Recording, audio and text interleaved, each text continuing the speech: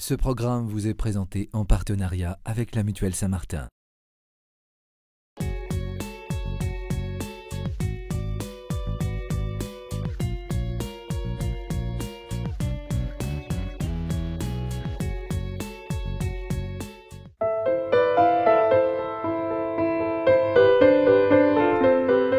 Du haut de son appartement qui domine la presqu'île lyonnaise, Eliane regarde la vie qui défile. Cela fait maintenant presque 10 ans que son mari Jacques est mort.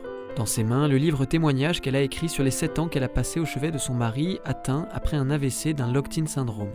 Un esprit alerte dans un corps quasiment inerte. Passé la période de rééducation qui lui permet de retrouver l'usage de sa main droite et d'amorcer ainsi une communication avec l'extérieur, il se retrouve dans une maison de retraite. Et là, il a fait une très sévère déprime parce que cette fois, ça y est, c'était sa fin. Il récupérerait plus jamais et, ô horreur, il était au milieu des personnes en fin de vie. Il a dit « je veux partir ». Alors, sans ambiguïté, je lui ai dit « tu veux dire quoi? Est-ce que tu veux dire que tu veux mourir ?» Il m'a fait le signe de tête « oui ».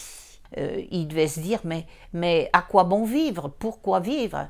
Moi j'ai une autre idée parce que voilà, je veux bien t'accompagner tous les jours de ta vie, mais ne compte pas sur moi pour te donner la mort.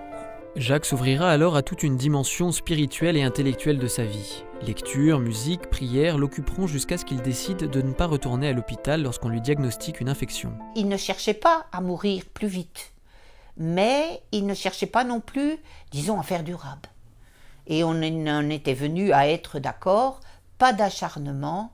Et lui, il m'avait dit, en revenant de l'hôpital, j'ai retrouvé toute ma dignité d'homme.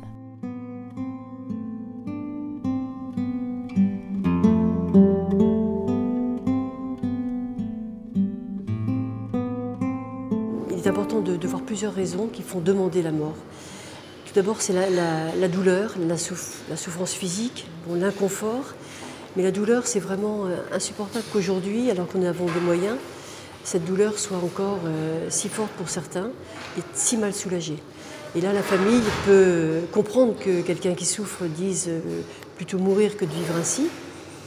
Et là, l'engager à faire appel à le médecin, l'équipe médicale, le monde hospitalier, mais comprendre que c'est un symptôme mal soulagé qui fait dire plutôt mourir que vivre ainsi. La deuxième raison, c'est la dépendance. La dépendance devient insupportable. Alors surtout peut-être dans les maladies neurologiques qui sont au long cours.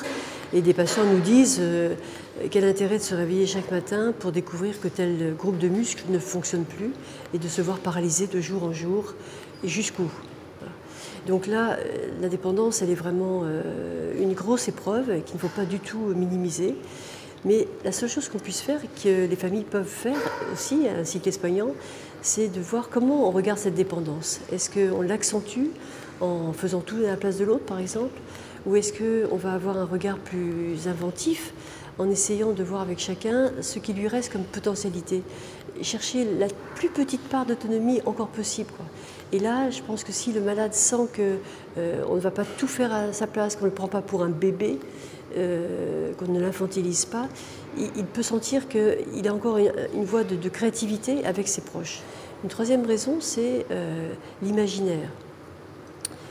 Des malades imaginent qu'ils vont mourir dans des circonstances très très difficiles et préféreraient mourir proprement, j'allais dire, rapidement avec une injection, plutôt que de ne pas savoir comment ça va se passer.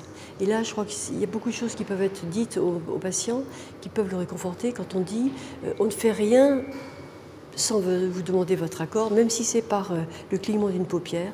On ne va rien faire pour vous prolonger puisque vous ne souhaitez pas continuer à vous battre et on peut le comprendre.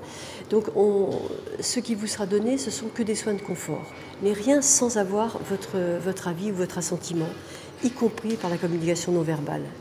Maintenant, certains, pour des raisons philosophiques, estiment qu'un homme très dépendant, paralysé, en évolution d'une maladie qu'on ne peut plus guérir, cette vie n'a pas de sens, ce n'est pas humain.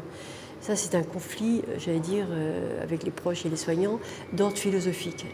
Un dialogue est encore possible. On va s'expliquer pourquoi lui veut mourir, quelles sont ses références philosophiques, et nous, comme soignants, on va expliquer notre déontologie. En France, l'euthanasie n'est pas autorisée, mais ce n'est pas d'abord ça qu'on va mettre en avant, c'est de dire que dans le soin de la personne, on va prendre soin de la personne, mais on ne va pas supprimer la personne. Bon. Donc après, le conflit va se faire entre la notion de liberté. C'est ma liberté, c'est mon corps, c'est moi qui décide de ma vie, et le soignant a aussi sa liberté d'être soignant jusqu'au bout dans l'éthique qui lui est donnée et qui lui est donnée et qui fait sienne et qui est l'éthique soignante actuellement. Et un discours peut aussi, un partage, un dialogue peut se faire aussi avec des positions si opposées. Un chemin parfois est possible et même souvent, je dirais même souvent.